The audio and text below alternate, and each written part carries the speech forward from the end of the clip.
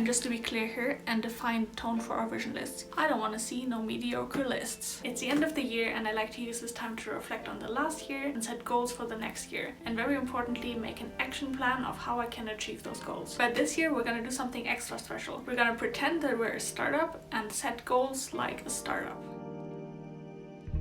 Hey and welcome back to my channel. My name is Anna and I'm a German mechanical engineer based in Sweden. Today we're going to prepare for the new year with the best method to set and achieve your goals. So this is going to be a very relaxed reflection and goal setting session where I walk you through the framework that I use to set goals, and of course I will also share my personal goals and how I plan to achieve them. So prepare yourself a nice warm drink. I'm having black tea with a very large dash of soy milk. Pull out your notebook or your computer and open up a fresh page and let's get started. This year I decided to use a new way of setting goals and I'm super excited to see how this works out. I took inspiration from the goal setting framework by AgileLeanLife.com. This is a framework that works really well for startups since they're in an uncertain environment. They don't know what's going to happen and they need to be able to be agile and adapt to changes. I think most of us run into the same problems, that we set really good goals and then life happens and we don't really achieve them. So this framework should help us react to these changes and stay on track with our goals even when things are changing constantly.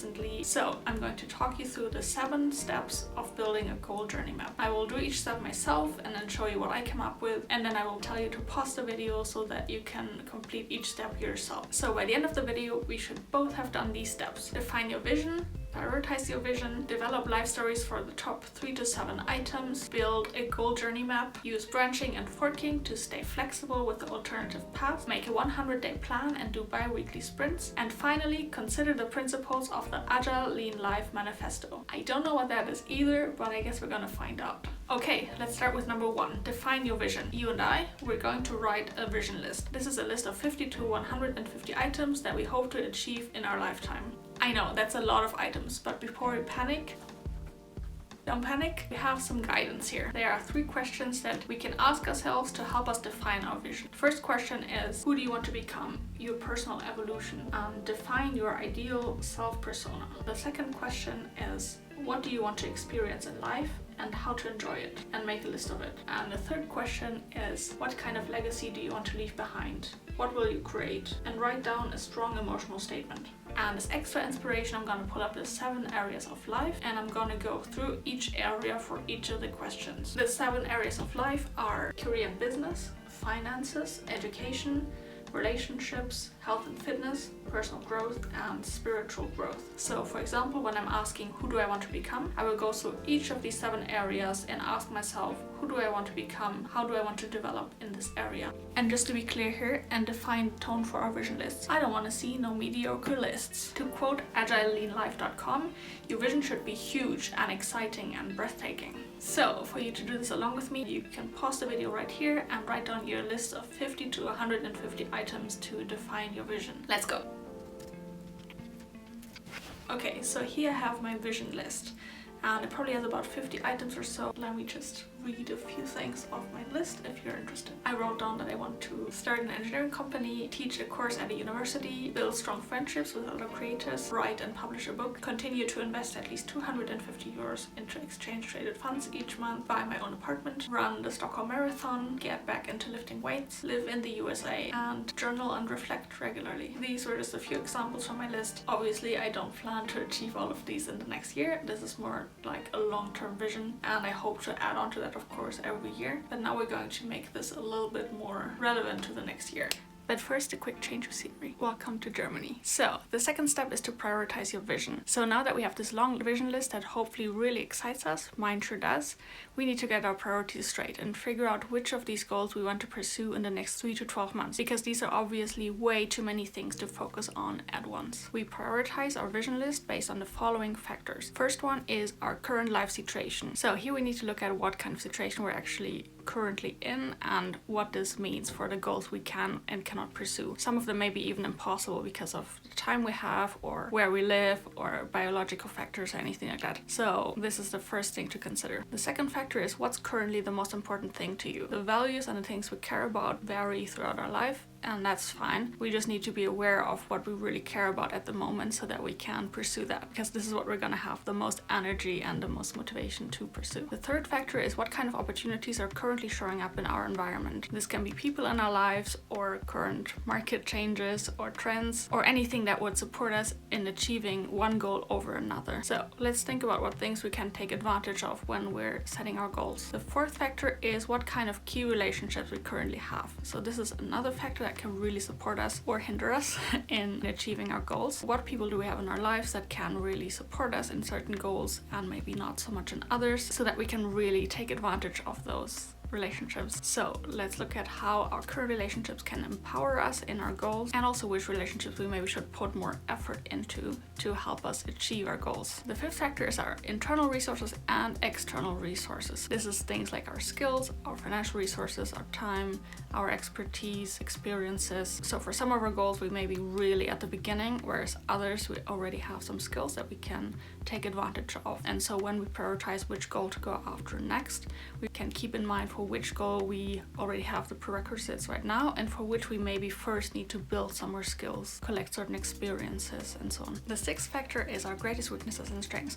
So similar to the resources that we have, also our strengths or weaknesses can either support or hinder certain goals, and it makes sense to keep in mind which of these goals are going to be more easy for us to pursue at this point in time, and which strengths or weaknesses we maybe need to work on a little bit more to enable us to go after other goals. And then finally, factor number 7 is our yearly focus. Since we cannot really put our focus on all areas at once, we should pick 1 or 2 areas of our life to focus on each year, and once we've chosen this area or these 2 areas to focus on, then we can use that to prioritize our vision list based on that. So I've gone through my vision list and prioritized, and I have picked 3 goals to focus on in the next 3 to 12 months, since I'm new to the goal journey map and I don't want to overwhelm myself. My top 3 goals for the year are: number 1, make a YouTube video every week; number 2, run the Stockholm Marathon; and number 3, journal and reflect regularly. So now it's your turn. Think about the 7 factors that we talked about, and then go through your vision list and pick 3 to maximum 7 items that you want to focus on this year, probably leaning more on the lower end of this so that we don't overwhelm ourselves. Now, before we go to the next step and to the next country, if you have enjoyed this video so far, please take a moment to leave it a like and subscribe for more videos on engineering, business, and productivity. And now, welcome to the Netherlands. So we've now picked our 3 to 7 goals that we want to achieve in the next 3 to 12 months. And now we're going to develop life stories for these 3 to 7 goals. The life story is basically just motivation, a background story of why we want to achieve this goal, what we think this will give us, and just elaborate a little bit on the why. Make it a really strong reason to keep us going. So there are 3 pieces of information that we want to include in this life story. The first one is the who, so who's going to be involved in this goal. Of course it's going to be you or me, but maybe there's someone else that we also want to involve in this. And the second one is what exactly do you want to achieve. You have to imagine this scenario really well. So it shouldn't be just a vague scenario, it should be really, really precise what you want to achieve. And the third information to include in your life story is the why. This should be a really strong reason why you want to do it. This can also include the emotional gains or pains in case you do or don't achieve that goal, or any emotional value, emotional meaning that this goal has for you. So let's look at my goals and what life stories I wrote for them to hopefully give you some inspiration for yours. So my first goal was to make 1 YouTube video every week for the next year, and the life story behind that I wrote is: as a full-time mechanical engineer, I make 1 to 2 videos every week to inspire more women to go into engineering, to build a creative passion outside of work, and to connect with other like-minded people whom I would not be able to meet otherwise. My second goal for the next year was to run the Stockholm Marathon, and I actually decided to change this goal a little bit to make it more concrete and more achievable, and to make it a journey-oriented goal instead of outcome-oriented, because running the marathon will only be the very last part of the journey, but I want to have a goal that spans the entire journey. So I decided to change the goal to follow a 20-week marathon training plan prior to the Stockholm Marathon on June 4, 2022. Not sure if this is a better goal or not, but just wanted to tweak it a little bit. So the life story I wrote for this goal is: as a passionate hobby runner, I have decided to take on the physical and mental challenge to complete a marathon and to show myself what I never thought possible. I will feel great running regularly and becoming a better runner each week. And the third goal I had formulated earlier is to journal and reflect regularly. And to make this goal more specific, I also decided to tweak it a little bit, and so I changed this goal to document my my progress and struggles with YouTube and running every 14 days and decide on a way forward. So here I'm basically making my third goal to follow the goal journey map and the 14-day sprints that it asks for. So I just want to document my journey with the goal journey map, if that makes sense. Because I know I have tried journaling daily, for example, in the past, and it has never really worked. So this time I want to try something different, and that's going to be reflecting every 14 days and then making a plan for the next 14 days based on that. So the life story I wrote for this goal is: I will document my journey and progress to be able to analyze the results and their cause, understand which efforts are effective and which aren't, and learn from my mistakes and successes. I want to teach myself how to set and achieve goals in a changing environment to build this life skill, which will help me achieve any goals I might have in the future. So I'm not seeing this just as supporting these two goals that I currently have, but I want to really build this life skill that I can set goals, I can react to changes, and then pivot or decide on the next steps depending on how things go, which is something I don't think I've put that kind of focus on so far. Alright, now it's your turn. Write a life story for each of the 3 to 7 goals that you set for the next year, or at least for the next 3 months, and see you back in a few minutes when you have your life stories, or maybe half an hour, however long it takes. Alright. Welcome back. I hope you now have your 3 to 7 life stories. So basically what we've done so far is we have set a clear vision of what we want to achieve, and now we're going to define a strategy to achieve that, and that is the goal journey map. Now this document is not something that you can just define once and then you follow it forever, because that would not work in a changing environment that we're all in. So this is a living document that we want to work in over time, that we want to adjust according to Agile Lean Life. This goal journey map should have 10 items. I think we're going to reduce a little bit, but let's just start with the first one. So the first thing I'm writing on this document is obviously the goal. Probably pick your most important goal, or maybe your 2 or 3 most important goals for now, and then you can go back and make a goal journey map for the other ones as well. But this is some serious work for, you know, a serious outcome that we want to achieve. We're not fucking around here. So what is your most important goal? Write that on the top of the page. I have the YouTube goal on one side, I have the running goal on the other side. So the next thing after your goal is to write on the life story for that goal that you already wrote. So that should be easy. And now we're going to get to the process phases. So here we're going to write down the main phases that we need to go through to achieve this goal. So the basic phases I'm going to use here is educating myself, searching, executing the plan, and achieving the goal. And what that means for the marathon training is, first I'm going to educate myself on marathon training, then I'm going to search for a marathon training plan and experiment with different types of workouts and cross training, and fourth, I'm going to execute the marathon training plan, and then finally I'm going to run the marathon, hopefully. And for the YouTube goal, this means that first I'm going to educate myself on building a content creation routine, then I'm going to search for and test out different routines for content creation, then I'm going to execute the content creation routine, and finally I'm going to post the videos, publish the content. That's the achieving the goal part. Okay, now it's your turn. Pause the video and write down the process phases for each of your goals. Which phases do you need to go through to reach each of your goals? So now that we have the process phases, we're going to go a step more into detail, and this is the process with milestones. So for each of the process phases, we're going to write down several milestones that we need to go through and achieve to complete the overall process phase. And AgileLeanLife.com call these milestones daily repeating actions that lead to micro goals and then to the final goal. In other words, we're going to write down a list of things that we will try in order to achieve this goal. So what I wrote down here for the marathon training: how am I going to educate myself? I will watch dedicated videos. I will revisit the information I collected last year when I already tried to train for a marathon, which kind of failed because I injured myself. So I'm going to revisit that information that I already collected. I will speak to people who have completed a marathon before, some of them that exact marathon, and I will also figure out potential running routes in my neighborhood so that I already am prepared and can just go run. How am I going to search for a marathon plan, which is the next process phase? I'm going to look at my old marathon training plan and check what was and wasn't working. Then I'm going to run a 10K and use the time to estimate a marathon target finish time. Then third, I'm going to search for 20-week training plans suited to my target finish time and suited to the number of runs I want to do per week, which is 3 to 4 runs. Then I'm going to select a training plan and put it in my calendar so that I actually do it.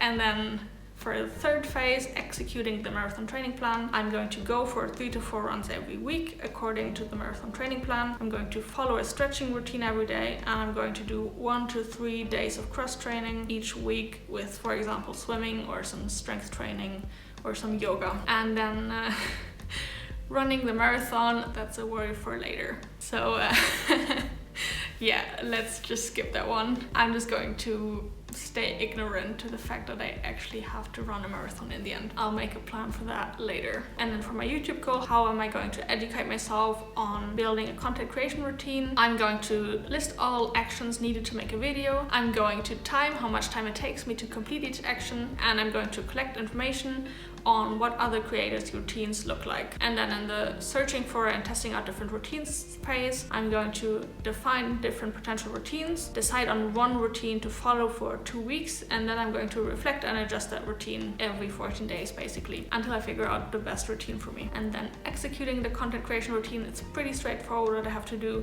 I have to write, film, edit, and improve my skills during defined times each week. Alright, that was a mouthful, but I think it should be quite detailed, or at least, you know, write down maybe 3 to 4 milestones, maybe 10 if you have that many for each of the phases. And now we can go through them for your most important goal or most important goals, and just think about what milestones does each phase include that you need to go through to complete that phase. See you back in a few minutes or a few hours. Alright, so now that we have this great plan of our process phases and then the process with milestones, we're going to move on to the next point, which is the supporting environment. So here we're basically going to list everything in our environment that can help us achieve these goals, either things that already are there or that we can create for ourselves. So the supporting environment basically means everything around you that can help you achieve the goal or that could hinder you from it. A key part of that is people in our lives that can help us. Our environment, physical environment, or maybe digital products, and we're going to try to find ways to strengthen the things that help us and weaken the things that don't. Again, I'm going to start with some examples that I wrote down, and then it's your turn. So for the marathon training, these things are part of the supporting environment that will be key in achieving this goal. First of all, I want to find someone to train for the marathon with me. Then I'm going to use the Strava app, which is a running app that I like to use to just track my runs, to stay accountable and track my progress. Then one thing I'm also going to need is a gym membership, which I don't currently have, but this is going to be very important, of course, because in marathon training you don't only want to run, you also want to train your muscles individually to create more strength. And yeah, I need a gym membership. And then the fifth and last thing I wrote down here is to define times in my schedule for the workouts so that I don't run into the problem of not having time for them, which I remember this problem from last year, so I really want to prevent it from happening this time. And then for YouTube, the supporting environment is going to be, one, I need to get a proper studio light so that I can film at any time of the day and that the lighting looks a little bit better than here, because right now I only use a mix of natural light and like ceiling lights and stuff. Second, I also want to get a camera and microphone for better video and audio quality. This is going to improve my videos and then also keep me more motivated to keep going. I also wrote down some things that I recently did to reduce the friction and improve my motivation for making videos. So I recently bought a MacBook, which I have right here, with my script. So before I had like a 5-year-old Windows computer and it was super slow. I could not edit properly on it, and then sometimes it would just like shut off and stuff like that. So I decided to buy a new computer, and this has made editing so much more fun, so I don't regret that purchase for sure. I actually recently took a YouTube course and I know a lot of people from there that I'm now meeting up with every week, and so I just want to keep that going. I want to make sure that I keep meeting up with other people that make videos every week, so that if I run into struggles, I have people that can understand me. And then a few more things that I want to do are I want to take some video editing courses to improve my skills and speed up my editing, because that's currently taking me a lot of time, which is fine, but a little bit faster would be nice.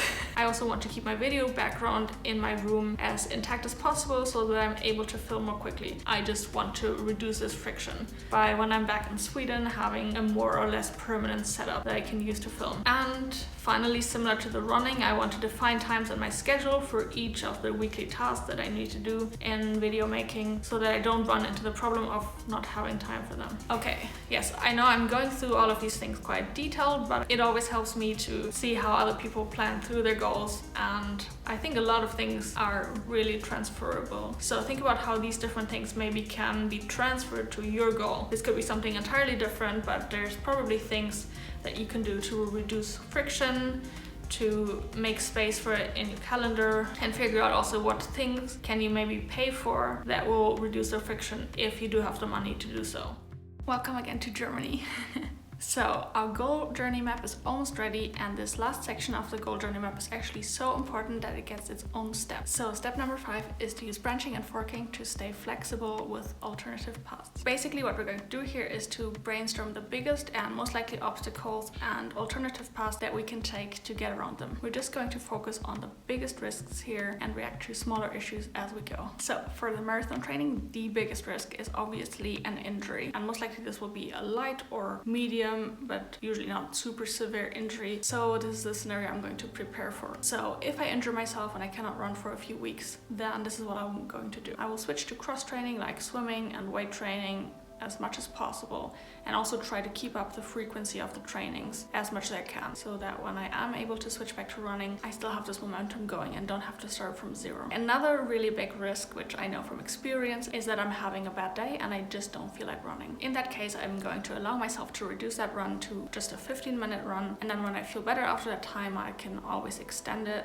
But if I don't feel better during the run, then I'll just stick with the 15 minutes. Since I know from experience that sometimes things do get better once you're running, but sometimes you just really feel terrible the whole run, and then there's no point in trying to push extra hard. You just have to wait for the next day and do it better. But I would rather train 15 minutes than not at all. A third risk I see is that I overtrain for my abilities and feel really tired. In this case, I'm going to take a break of 1 or several days depending on how I feel, and I might also switch to some lighter running or even some easy cross training sessions for a few days, like swimming or yoga instead of running. And then a final big risk for running that I see and know from experience is that I cannot get myself to run early in the morning or after work. From experience, I know that these are not my greatest times to run. I don't like getting up super early to run, and I do not like running after a long day of work. So I'm going to try to plan as many of my trainings as possible during my lunch break and on the weekends. And if I do have to run in the evenings, I'm gonna try to schedule an appointment with a friend so that I'm less likely to skip it because I made that commitment. And for YouTube, one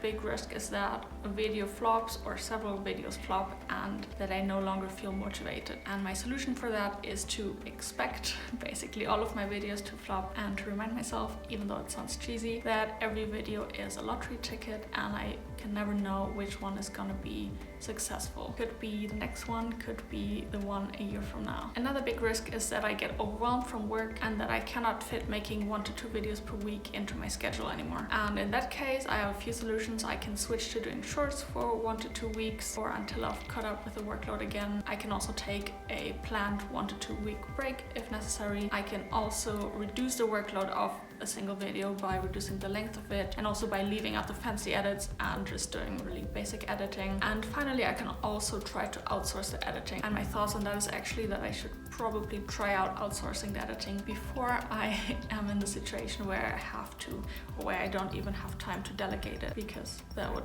be bad. And a final big risk for YouTube I see is that I no longer feel passionate about my niche. And in that case, I'm just going to experiment with different topics. I will brainstorm new ideas that excite me, and I will also ask other creators and my friends for advice and just allow myself to explore a little bit more and not be so strict sticking to this niche, because that's not really necessary to complete this goal of making 1 video a week for next year. Now let's turn the goal journey map into actionable tasks in step number 6, which is to make a 100-day plan and do bi-weekly sprints. Because do we really know what to do yet? No. So first we're going to plan our 100-day backlog. These are the milestones that we will achieve within the next 3 months or 100 days. So for the marathon training, this is simple. It's to complete 70% or 14 weeks of the 20-week marathon training plan. And then for my YouTube goal, it is to upload at least 14 videos, which is 1 video a week, but to target 28 videos, which is 2 videos per week. And another milestone is gonna be to purchase a camera and mic and learn how to use it. And I plan to follow a 30-day video making course. And I also plan to do 3 big brainstorming sessions for video ideas. Okay, let's move on to the bi-weekly sprints. These are the tasks that we will complete in 14-day sprints. So right now we're going to plan the next 14 days, and then after 14 days we'll sit down again and plan the next 14 days. So for the marathon training plan, my tasks to complete in the next 14 days are to complete 6 runs, to stretch after each run, to get 8 hours of sleep per night, to get a gym membership and go to the gym at least once, and to eat 3 healthy meals per day. And for the YouTube goal, my tasks for the next 14 days are to script 4 videos, film 4 videos, and edit 4 videos, and to order a studio light, camera, and microphone. So if you're now thinking, okay, the 100-day plan and 14-day plan sounds great, but what am I supposed to do tomorrow? I have a surprise for you. There's a third part to this, and that is the daily 3T. The daily 3T is the 3 most important tasks for a specific day. So every morning before the day starts, or maybe the evening before already, we sit down and we look at our 14-day plan and we think, which tasks should we complete the next day? So for the running goal, this is pretty obvious. I'm gonna need to do a run tomorrow, I'm gonna need to stretch tomorrow, and I'm gonna need to sleep 8 hours. Those are the most important tasks for tomorrow. And then for the YouTube goal, the 3 tasks for tomorrow are to complete editing this video, to make the thumbnail for this video, and to start scripting the next video. And the way I plan to work with these 3 different levels of plans is that I plan to do a quick morning session to think about what tasks I need to complete that day, and then every 14 days on a Sunday I'm gonna sit down and reflect on the last 14 days and plan the next 14 days, and then after 100 days I'm gonna have a longer session and redo basically my entire goal journey map if I feel that I need to change it. So now take a moment to make your 100-day plan and then think about what your task for the next 14 days should be, and then what task are you going to do tomorrow. And finally, we arrive at the last step of our goal setting session, which is step number 7. Consider the principles of the Agile Lean Life Manifesto. I know in the beginning I said that I have no idea what these are, but I tell you what, I did some reading on these principles, and these are actually some pretty helpful guidelines for us to keep in mind while we're going after our goals. So let's go through the 9 principles. The first principle is to limit your work progress. Don't try to do too much too soon. Focus on one big goal at the most and a few small goals each year. The second principle is find your fit. To be successful, it is way more important to find the right wall to climb than to climb fast. So let's take our time to figure out the right goal, actively search and try out different things, and pay attention when we feel passion for something, when we feel that something is right and fits with our values. The third principle is search before you execute. So before we actually go ahead and follow a plan or pursue a goal, we should make sure that we didn't base this on the wrong assumptions about ourselves or the world. Therefore, it is important to always do a search phase before the execution phase. In the search phase, we try, experiment,